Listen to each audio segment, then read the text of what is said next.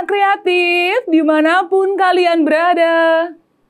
Kita bertemu kembali dalam program pendidikan agama Katolik dan Budi Pekerti, Sekolah Dasar di channel Ruang Siar Guru bersama saya, Ibu Leoni. Salam sejahtera untuk kita semua, semoga anak-anak dalam berkat Tuhan. Apa kabar anak-anak? Semoga kalian semua sehat ya. Di masa pandemi COVID-19 ini, anak-anak tetap tinggal di rumah, jaga jarak, sering cuci tangan pakai sabun, dan bila keluar rumah, jangan lupa memakai masker. Anak-anak yang Ibu banggakan, hari ini kita akan belajar materi kelas 4 dengan materi Allah menyampaikan 10 firman-Nya sebagai pedoman hidup. Tujuan dari pembelajaran ini diharapkan anak-anak kreatif dapat 1. Menyebutkan beberapa contoh aturan dalam gereja Katolik. 2. Menjelaskan manfaat aturan dalam gereja. Dan ketiga, menyebutkan secara urut isi 10 firman Allah.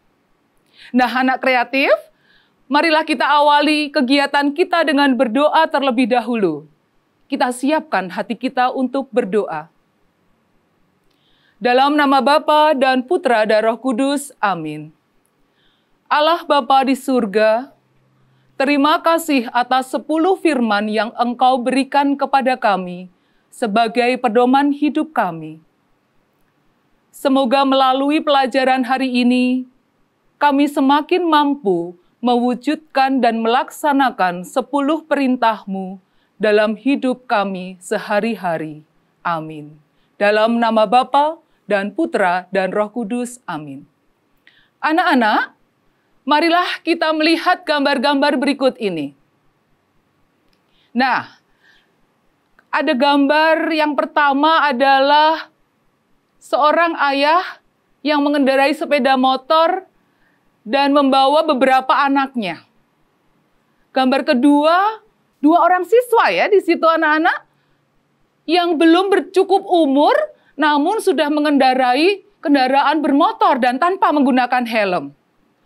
Berikutnya ada gambar anak yang sedang melakukan vandalisme, mencoret-coret tembok. Dan yang terakhir ada banyak beberapa gambar pelanggaran di sana. Ada orang yang mencopet, ada orang yang membunuh dan sebagainya. Anak-anak kreatif, setelah kita mengamati beberapa gambar yang menunjukkan pelanggaran-pelanggaran, sekarang kita akan mencoba mengingat aturan-aturan beserta manfaatnya yang ada di sekolah, di rumah, maupun di masyarakat. Mari kita lihat tabel berikut ini.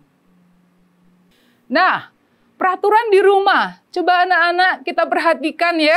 Sambil kalian mengingat-ingat peraturan di rumahmu apa saja kira-kira. Ada peraturan menonton TV hanya sampai jam 9 malam saja.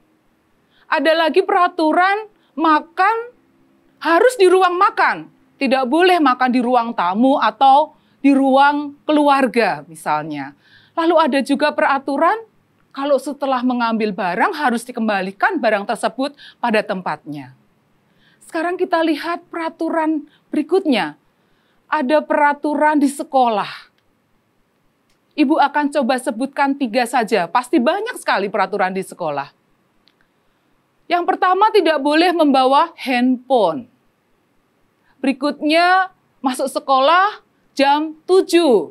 Kalian tentunya harus datang ke sekolah sebelum jam 7. Dan selanjutnya, tidak boleh makan di dalam kelas ketika pelajaran. Berikutnya ada peraturan di tengah masyarakat. Yang pertama, ada peraturan tamu menginap harus lapor ke RT setempat. Berikutnya, dilarang membuang sampah di sungai atau selokan. Dan ada lagi peraturan di masyarakat yang berbunyi warga dihimbau untuk terlibat dalam siskampling. Nah, Anak-anak, dalam hidup ini kita memerlukan peraturan. Kita perlu aturan untuk hidup kita masing-masing, tetapi juga memerlukan peraturan untuk hidup bersama-sama. Peraturan menjamin kepentingan kita atau keselamatan setiap orang serta kepentingan dan keselamatan bersama. Oleh karena itu, kita perlu bersepakat untuk membuat peraturan dan berjanji untuk melaksanakan dengan baik demi kepentingan bersama. Keluarga, perkumpulan, masyarakat, dan bangsa memerlukan peraturan. Bangsa Indonesia memiliki Undang-Undang Dasar 1945 yang mengantar kita kepada kesejahteraan dan keharmonisan. Nah, bagaimana dengan hidup beriman kita, anak-anak? Apakah ada peraturan di sana? Marilah kita saksikan video Musa menerima 10 perintah Allah berikut ini.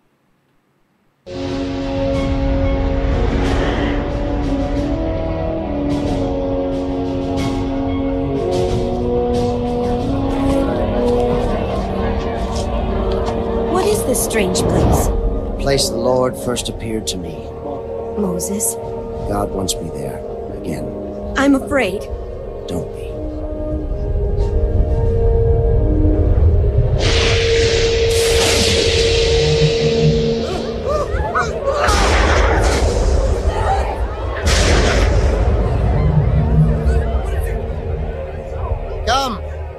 Come, we'll make camp here.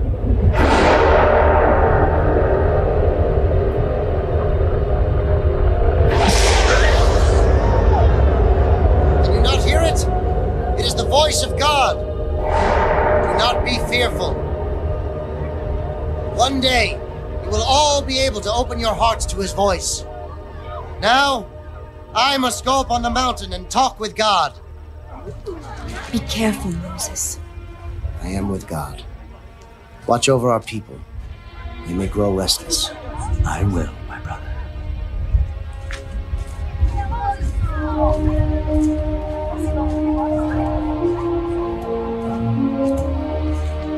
I'm coming with you. Now I feel safer.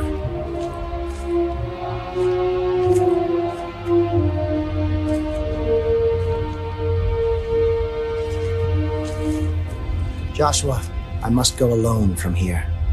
I'll wait for you, Moses.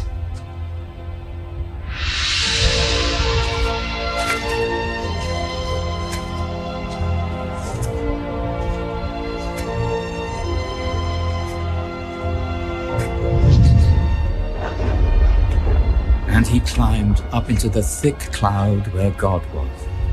He stayed 40 days and 40 nights.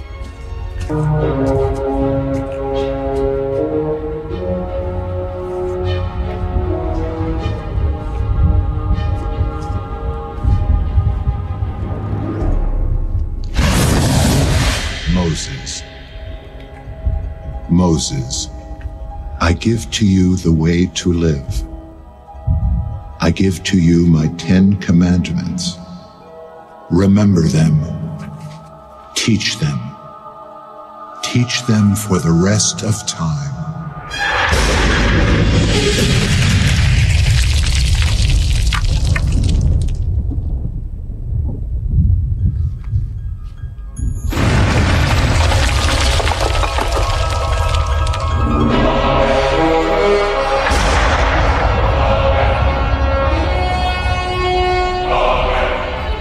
I am the Lord your God. You shall have no other gods before me.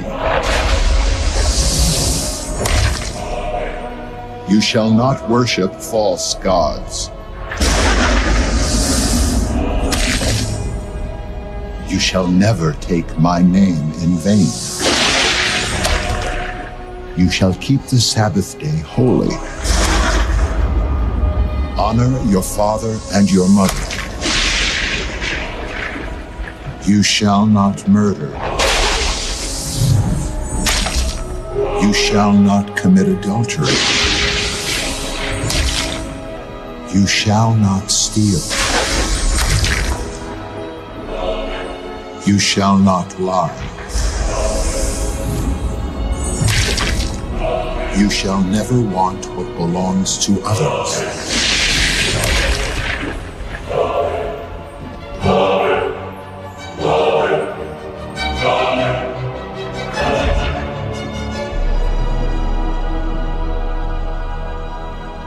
Thank you, God. Thank you.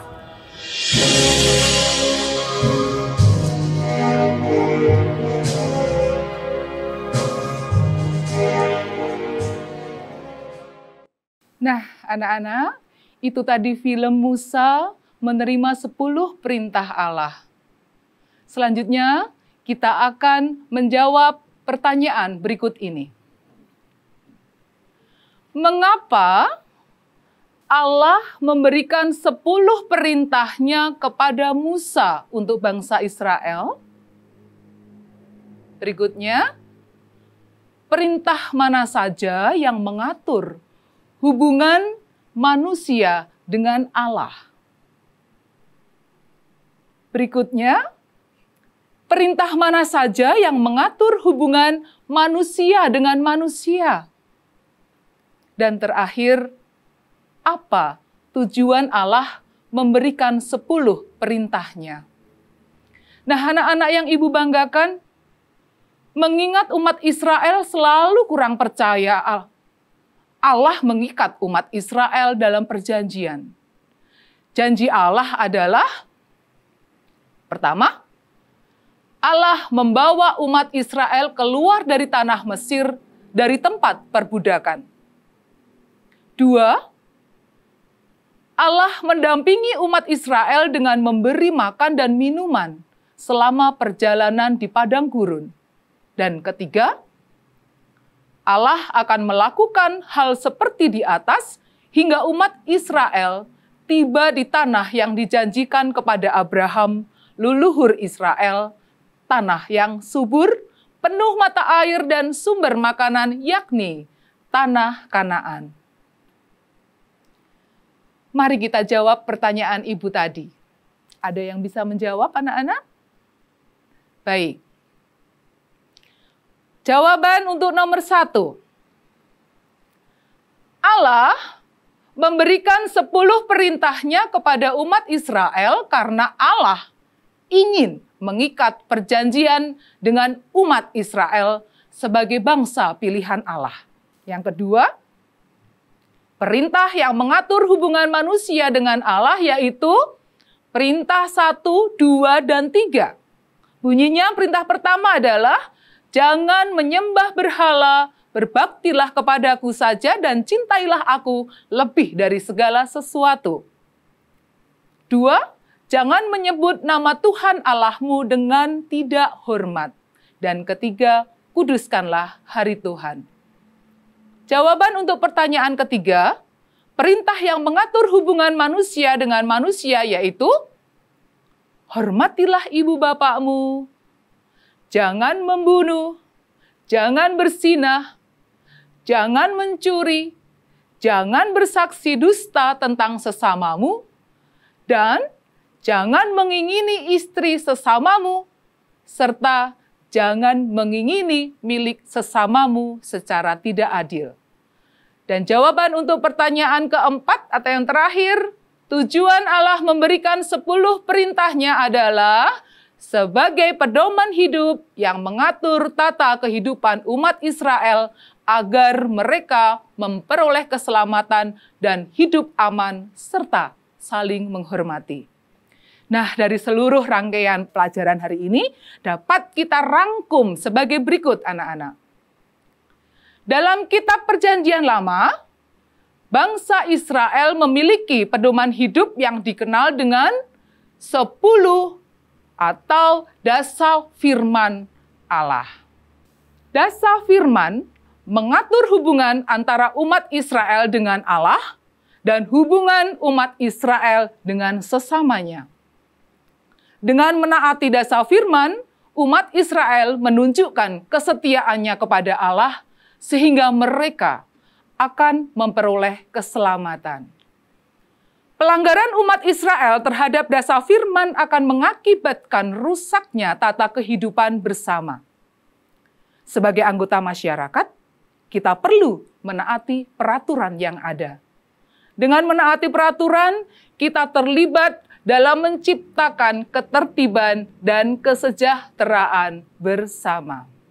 Nah, anak-anak yang diberkati Tuhan, sebelum kita mengakhiri pelajaran kita hari ini, Ibu akan memberikan tugas kepada kalian. Tugasnya adalah susunlah niat untuk mentaati 10 perintah Allah dalam hidup sehari-hari. Misalnya, dengan rajin mengikuti perayaan Ekaristi sebagai perwujudan pemahaman perintah Allah yang ketiga. Tulislah niatmu dengan kalimat yang indah. Marilah anak-anak, kita tutup pelajaran hari ini dengan berdoa bersama. Kita membacakan dasar firman secara khidmat sebagai doa penutup kita.